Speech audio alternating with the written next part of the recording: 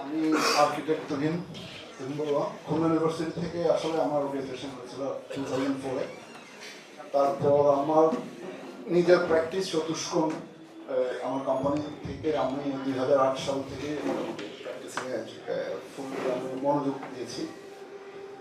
তো এখানে আজকে আমার আগে যারা পূর্ববর্তী বক্তারা ছিলেন খুব চমৎকার প্রজেক্টস এবং বেশ কিছু ইন্টালেকচুয়াল আলাপগুলো আমরা শুনেছি। তো আমি এখন এটা নিয়ে কথা বলবো। এটা হচ্ছে সিকো অ্যারেনা মাল্টি স্পোর্টস কমপ্লেক্স। এটা বাহার সিগনালে পুরনো চাকরার একটা ইন্ডাস্ট্রিয়াল জোন। আমরা চিনি মোটামুটি সবাই। আর সিকোতেও তো মোটামুটি বোধহয় সবাই গিয়েছে, বাচ্চারা বড়রাও। ঠিক আছে, একটা এন্টারটেইনিং জোন বলা যায়।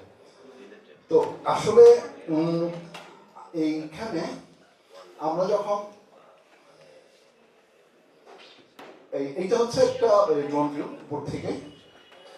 তো আমি আসলে এখন আপনাদের সাথে শেয়ার করব যে এই কাজটার সাথে আমি কিভাবে ইনভলভ হয়েছি, আমার কোম্পানি কিভাবে ইনভলভ হয়েছে, এবং এইটাতে আমার ওয়ার্ক এক্সপিরিয়েন্স আমি কিভাবে এটা কমপ্লিট আমরা করতে পেরেছিলাম। তো এইখানে হচ্ছে সিকো গ্রুপ, এনারা মোটামুটি এক্সপোর্ট ইম্পোর্টের সাথে জড়িত চট্টগ্রামে, মোটামুটি অনেক পুরোনো একটা গ্রুপ বলা যায়। তো তো ওনার সাথে ওনাদের একটা অফিস, আসলে আমাদের হেড অফিসটা আমরা প্রথম কাজ করেছিলাম 2021-এর দিকে প্রবলি।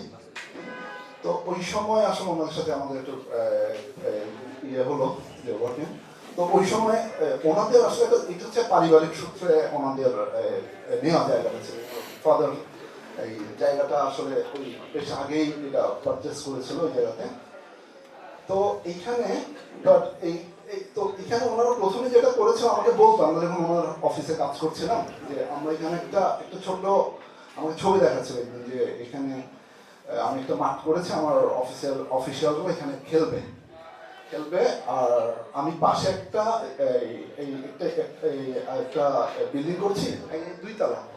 ওইখানে আমি বাচ্চাদের কিছু গেমস নিয়ে আসবো। তো আপনি একটু আমাকে জিনিসটা একটু দেখে দেবেন, আমি তো প্ল্যান করছি অলরেডি, আমি কনস্ট্রাকশন চলে গেছে, আপনি আমারটা একটু ফিনিশিং গুলো একটু দেখে দেবেন। তো আমরা আজকে প্রথম দিকে যে আমাদের বন্ধু আসাদও বলেছিল যে আমরা আসলে আমাদের প্র্যাকটিসিংটা কেমন চট্টগ্রামে, সেই ব্যাপারটা আজকে একটু বোঝার চেষ্টা করবো, হয়তো অনেকেরও হেল্প হবে। তো ঠিক আছে, আমি বললাম যে ঠিক আছে, আপনি কি করেছেন আমি দেখতে যাব। তো আমি যখন ওনার সাথে এখানে গেলাম, দেখলাম যে উনি মোটামুটি একটা ছাদ করেছে, একটা রুফ করেছে, একটা সিঁড়ি করেছে। আমি বললাম বা আপনি তো কাজ করে ফেলছেন। তো এইটা হচ্ছে সেই প্রথম বিল্ডিংটা, ইউনিট 2, যেটা উপরে রুফটপে আছে ফুটবল টার্ফ।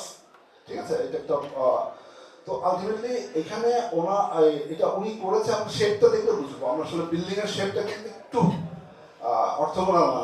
ওনার ইচ্ছা মতো কোনো ধরনের কি বলবো প্রপার প্ল্যানিং ছাড়া করেছে, যে মিস্ত্রি দিয়ে করা হয়েছে। তো হ্যাঁ, এখানে একজন ইঞ্জিনিয়ার প্রথম আমার ইনভলভ ছিল প্রথম দিকে, যে হয়তো আপনার স্ট্রাকচারাল সলিউশন কিছু দিয়েছে।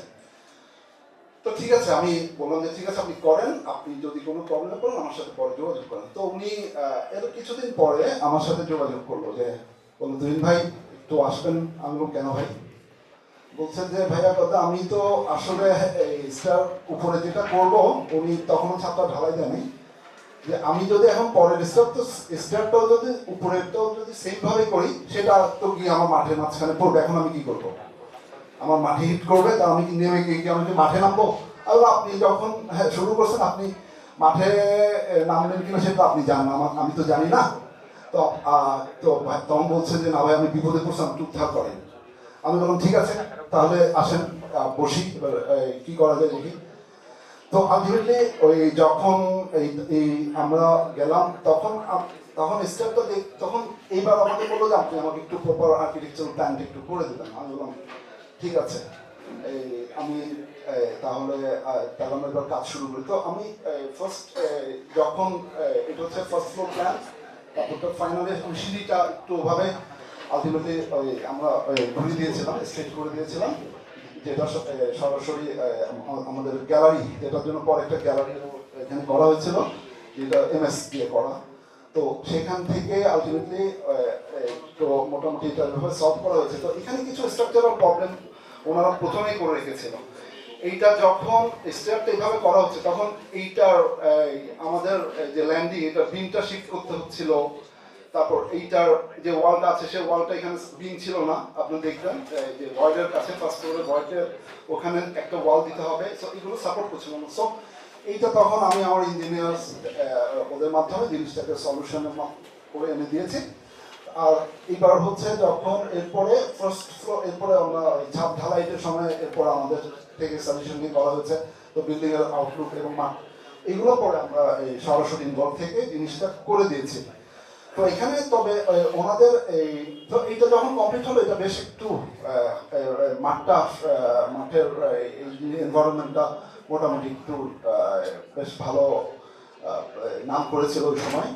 তো তো এখন হচ্ছে তো এইটা যখন একটু এই আগালো মানে কমপ্লিট হলো তখন এখানে আসলে আমাদের যে এখানে আমরা একটু মাস্টার প্ল্যানটা দেখলে বুঝবো যে এইখানে আসলে মাস্টার প্ল্যানটা কিন্তু একবারে কমপ্লিট না, এটা এই করা হয়নি, এটা গ্র্যাজুয়ালি হওয়ার পরে এরকম অবস্থা এসছে। লাস্ট ডান পাশেটা আর লেফট সাইডটা হচ্ছে এক্সিস্টিং। এইখানে হচ্ছে যে আমাদের ওই একদম ডান হাতের কর্নারটা হচ্ছে ইউনিট 2 যেটা আমরা প্রথমে এখন দেখালাম। তো এরপর উনি বলছে যে ঠিক আছে ভাইয়া এখন আমি তো আরেকটা ইউনিট করতে যাচ্ছি, তো এটা এটা আমি কিভাবে কি করবো। আমি বললাম ঠিক আছে আসেন আমি তাহলে ওভাবে আমরা কাজ কি করতে যাচ্ছি। তো উনি আমাকে বললো যে আমার এখন ইউনিট এটা হচ্ছে ইউনিট 3 হবে আর কি, যেটা নিয়ে আমি কথা বলছি। তো সেটা করার সময় ওনার এখানে সমস্ত ধরনের ছোট ছোট কিছু স্ট্রাকচার ছিল। এখানে ছিল ওনাদের রেস্টরুম, ওনাদের কাউশেড, আর তারপর ওনাদের কিছু বাগান ছিল। তো উনি এগুলোকে বলছে যে ভাই এগুলো তো একদম ডিস্টার্ব করা যাবে না, এগুলোকে অ্যাজ ইট ইজ রাখতেই হবে, এটাকে ডিসমেন্টল বা ভাঙা যাবে না।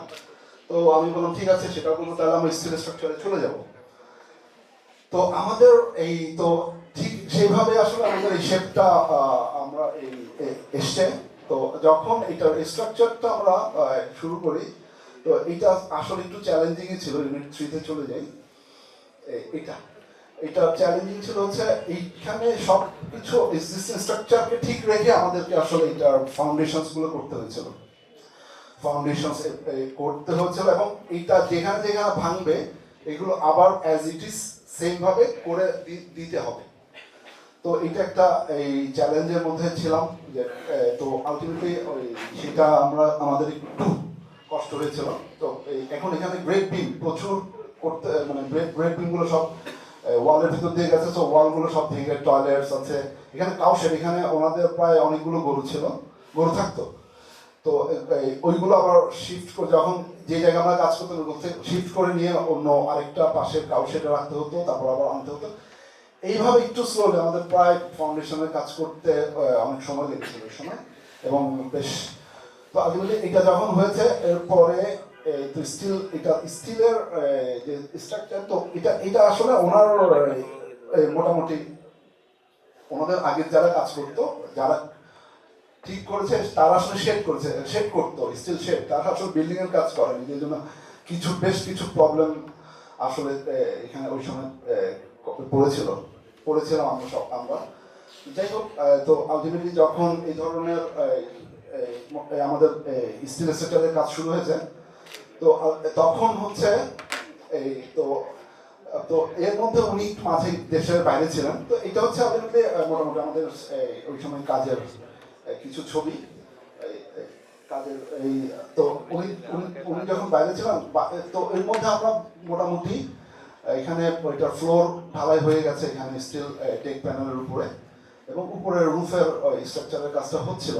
তো উনি এসে হঠাৎ করে বললো যে আপনি যে আমার তো আমাকে 10 দিনের মধ্যে একটু ফিনিশিং কাজগুলো করে দিতে হবে, আমার এই বোনের ছেলের বিয়ে হবে।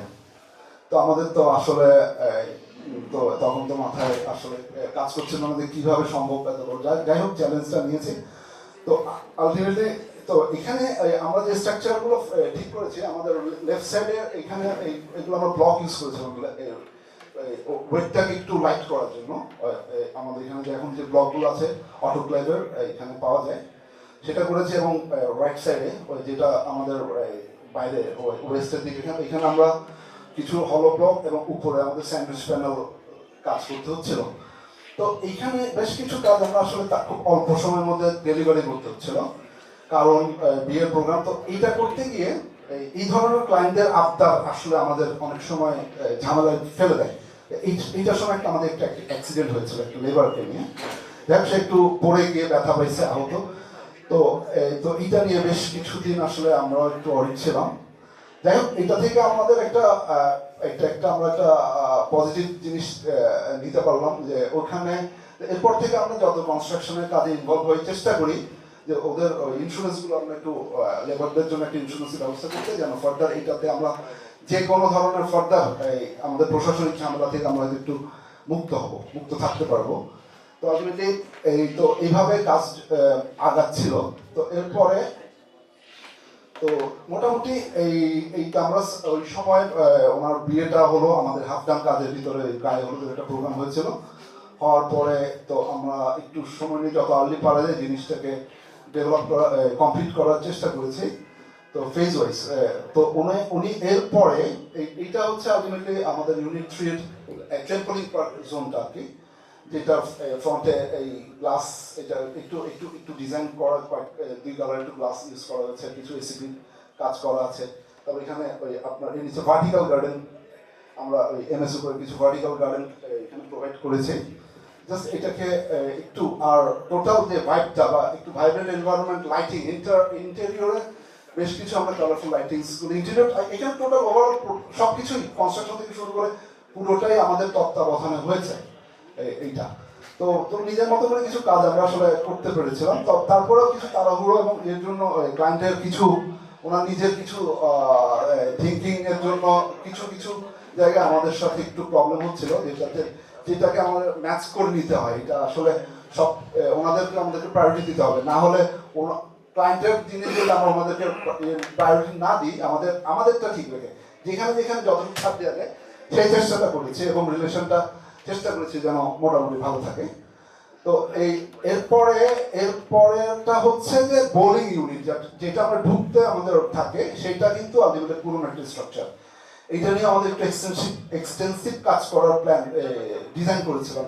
এটাকে রেট্রোফিটিং করে এটার উপরে গিয়ে আমরা একটা ফ্লোর করে মাঝখানে পিলার করে এইটার উপরে আমরা গো কার্টের ব্যাপারটা নিয়ে আসতে চেয়েছিলাম এইটার। বাট যেহেতু আসলে এই ধরনের কাজে এটা যেহেতু একটা ইন্ডাস্ট্রিয়াল জোনে, উনি যদি একটা ফ্যাক্টরি করতো ওই সময়, এটা যে আউটকাম উনি যে ইনভেস্ট করে যে রিটার্নটা পাইতো, সো এই সময়টা উনি আসলে অতটা ইনভেস্ট করতে যাবে কিনা সেটা ভয়টা কিন্তু কাজ করেছে, আসলে কতটা ওনার রিটার্ন বা রেভিনিউ আর্ন হবে।